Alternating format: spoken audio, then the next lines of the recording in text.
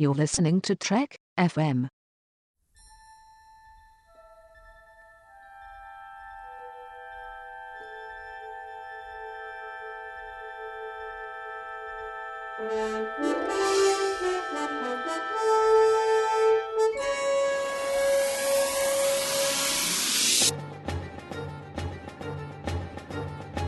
Hello and welcome to From There to Here, Trek FM's 50th anniversary Star Trek rewatch, in which we look at all 729 episodes from beginning to end. I'm Mike from Stage 9. I'm Ken from Standard Orbit. And today we're going to be looking at 2 episodes of Star Trek, an episode of Voyager and an episode of Deep Space Nine, Sacred Ground and Trials and Tribble-ations. So, let's get started with Sacred Ground from Star Trek Voyager. This is the episode where they go down to a planet and they're hanging out with some people, and Kes accidentally gets electrocuted by a temple of some sort, and they're like, we need to study this thing so that we can figure out how to save her life. And the aliens on the planet are like, yeah, no, that's not going to happen because this is a sacred temple, and she violated it, and that means she's going to die, and it sucks, but what can you do? So Janeway goes on a spiritual quest in order to save Kes's life, and hijinks ensue. That's a good way of putting it. So what did you think about Sacred Ground, Ken? I thought it was okay. I don't mind going into some episodes where they want to challenge the science versus faith aspects of things. And if it's done well, you can really get a lot out of it. In this case, I think because it had so much Kes and so much Neelix, it took away from the episode a little bit. But I did appreciate that they were humbled a lot, meaning Janeway was humbled a lot. So she goes to take this quest with all these gadgets and gizmos inserted inside her arm so that they could get all these readings and so forth, and they figure as they go through this quest, they can figure out what they need to do to match up what I guess the monks do when they go through this temple that Kes was trying to get through. That Kes got electrocuted, but it doesn't impact them. And so they say you have to go on this spiritual quest to get through it. And what I thought was interesting was the way Janeway took on the challenge from a scientific point of view, that they were going to figure this thing out. And she's humbled throughout. She goes through this journey and thinks that they have it solved. We think it's solved, and then they don't. And she has to kind of rethink her whole approach to things. And I thought the guide was very interesting in her counsel. And I got kind of pulled into this episode a little bit. I wouldn't say it's a great episode, but it did 2 things that I enjoyed. One, it showed Captain Janeway in a completely different light, a very captivating light. And I'll talk about that in a little bit. But the other thing it did was, at the end, when the doctor was talking about the very scientific, logical explanation as to why they were able to figure out the cure to help Kes, you could see that Janeway was contemplating, was it really just that simple? Was it just science, or was there faith? And I took away that there was almost disappointment in her expression that it may have been more faith-based than science-based. So from that perspective, I thought it was an interesting episode. We'll put it that way. How about you, Mike? Yeah, I'm not a really big fan of this episode. I'm okay with the science versus faith arguments and stuff like that, and I think that it's okay for them to explore that whenever they see fit. And I think that if you look at Deep Space Nine, they do that a lot in a very effective way. Mm-hmm.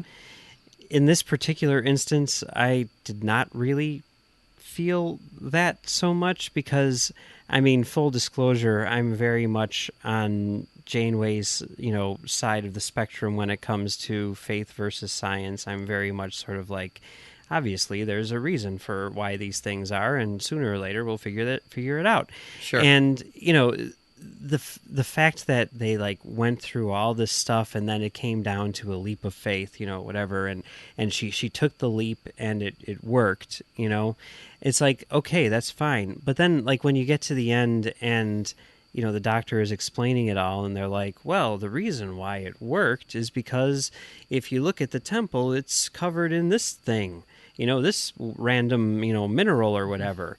And he even says, he's like, of course, if they would have let us scan the thing in the first place, then we wouldn't have had to go through all this stuff. We would have been able to figure it out right away. And then, it would have been solved. But, they didn't. So that's what it is. And, what I take from that, really, while Janeway is kind of like, oh, wow, I took a leap of faith and, it paid off, that kind of thing. While she's sitting there thinking about it, I'm thinking like, see, this is what I have a problem with. It's like, if they would have just said, yeah, go scan because we're trying to save this person's life, then they wouldn't have had to even take that risk, even if it was only a risk for them. Although they said, like, you have to believe. If you don't believe, it's not going to work, that kind of thing. So who knows what chemically was going on inside their bodies when they said that. But, I don't know. I just, that type of thing bothers me because we see that a lot in the real world. We see a lot of, like, in a sense, progress being blocked because of other things, which, we're supposed to take on faith. And it's like, yeah, but if we could actually just if we had all of the knowledge that we can get at our disposal, then, we could save this person's life. And, I don't know. It's just that type of thing. It just doesn't work for me so much. But I understand. That speaks to, I think, different ends of this sort of ideological spectrum, And I can definitely see where the writers were coming from. I just don't agree with it. No, I hear what you're saying. I think I fall somewhere in the middle, where I like to think that there are things that would be beyond our comprehension, or maybe that there's some mystery out there that we can't always solve. And sometimes it solves itself. That doesn't necessarily mean it's because of a higher power or something that's doing it, but I like that belief that there are things that we can believe in, trust in, and good things could happen from it. And what I saw in this journey from Janeway was, one, it showed her as just in a completely different light of character. I thought she was humbled a lot. I think it's great when leaders are humbled because they learn from that. And she failed at one point. And good leaders can fail, learn from their failure, and go back and rethink things, and then go through another problem exercise. In other words, she didn't give up, and those were the aspects that I like. What I didn't like, it just really comes down to some of the characters that pulled me out of the show. There was an actress in this waiting room who has been in 1,000 different things, who has this really very distinct voice, almost New York accent. And it just didn't work. The government liaison guy, I'd seen him in so many Star Treks that I just was like, okay, he's pulling me out of it. Those were really kind of, it was more the mechanical aspects of this. It's like, nope, wrong actor, nope, wrong actress. This is pulling me out. And the things that kind of pulled me back in was actually Janeway's journey and where it was going to end up. And I like the fact that she was in deep thought in the end, thinking a little bit differently, because we have to be humbled. I think it's important in life. And one thing that I mentioned before, the lighting in this episode, the production of this episode, when they had these close-ups of Kate Mulgrew, I never noticed like what powerful eyes she has and the lighting and the expressions that she, I always kind of thought of her as a very neutral, fine actress, a heroine type. But I saw her in literally a different light, and I was kind of captivated by it. She really kind of drew my breath away in a couple of scenes, and I was kind of surprised by that. So I guess as you rewatch these things, or you get older, or maybe you watch them a little bit closer on a larger computer screen, you catch things that I hadn't caught before. But from those aspects of it, I thought it was okay. Yeah, it's definitely true that, with repeated viewings and time and everything, you definitely see things differently. I mean, I've seen that a lot, in doing this rewatch, especially with a lot of the episodes which I'm not super familiar with, and there have been a few that have really taken me by surprise. Yeah. So should we move on to the next episode for today? Yes, please. Trials and Tribble-ations from Deep Space Nine. Would you like to give a synopsis of this one? Sure. So this was Deep Space Nine's celebration of Star Trek's 30th anniversary. Boy, we're old, aren't we? And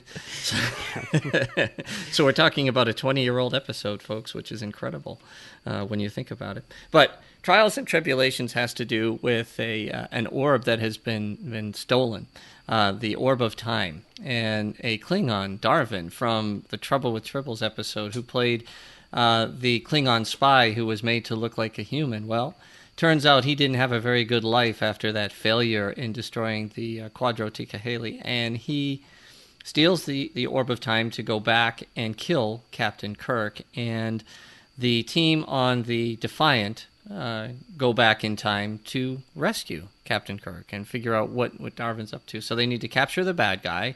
They need to figure out what he's doing to set Kirk up for failure and to kill him. And save the timeline, and also not impact the time. So it was, in my opinion, a brilliantly done episode for its time when it was made. And, as you say, a lot of hijinks ensue and things along those lines. But the bottom line is the Deep Space Nine crew saves the original captain, and they do it in a very fun, very respectful way that has not been done before or since in Star Trek.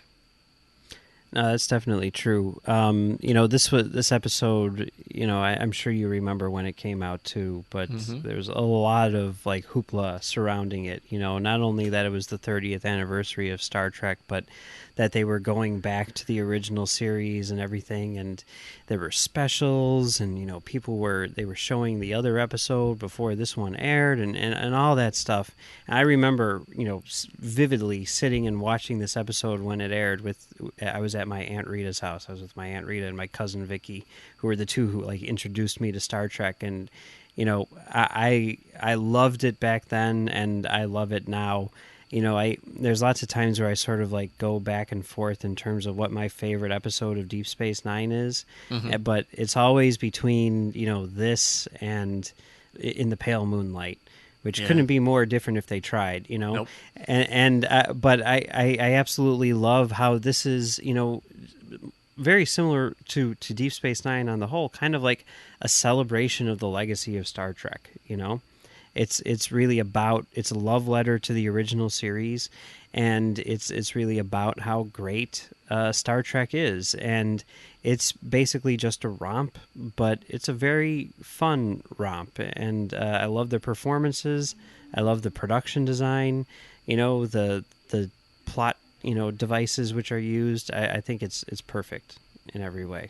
Oh, I couldn't agree more. It was so much fun. Plus, being an original series guy and watching them go back and seeing kind of the updated special effects of the Enterprise and K7, so that was kind of neat to see the ship on the view screen of the Defiant, and then just getting into character and getting in those uniforms. The cast played it beautifully, and Dax and O'Brien were just magnificent, I thought, and throughout the whole thing. Worf had some great lines, and so did Odo, talking about the Great Tribble Hunt of the Klingons and all these things. Just one thing after another in this episode.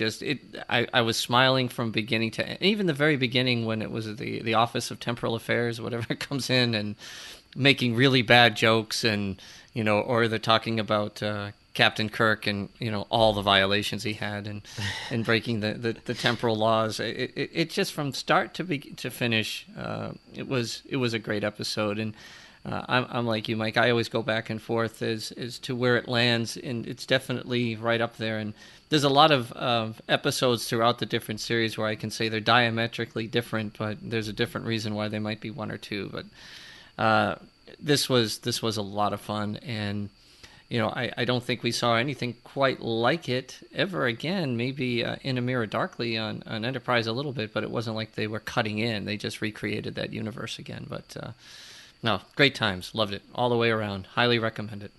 Yeah, they had just like Forrest Gump had just come out 2 years before this, so that technology was sort of like just coming into play, and you can see how much improvement was made, over the span of 2 years, where Forrest Gump, won the Oscar or whatever for visual effects, and no one had seen anything like it.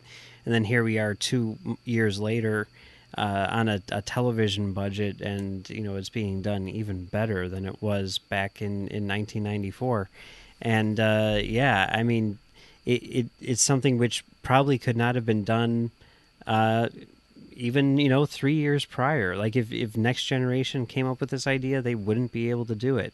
And here they did it. They put in the money and the time and everything, and the results. I mean, you can tell that everyone involved in the making of this episode has such a love for the original series, and it really shows and pays off. Mm-hmm. Yeah, it does. It would be nice if Sisko had Captain Kirk's autograph framed in his office for the rest of the run of the series, just to kind of bring it home. But yeah, it was a great episode, and I don't know what more to say about it other than if you haven't seen it in a while, or you're feeling down or whatever, and you need a pick-me-up, watch Trials and Tribble-ations. You'll get a kick out of it, and you'll be smiling the rest of the day. Absolutely. All right. So, Ken, where can people find you on the internet? You can find me on the Babel Conference, Trek FM's Facebook page, and you can find me on Twitter at Boston SCPO, that's Boston Senior Chief Petty Officer, and I look forward to communicating with everyone. And you can find me right here on Trek FM doing Stage 9, where we talk about the people who make Star Trek, and you can also find me on Twitter at Mumbles3K. All right, well, that's it for today, but we will be back tomorrow with 2 more episodes of Voyager, Future's End, Parts 1 and 2.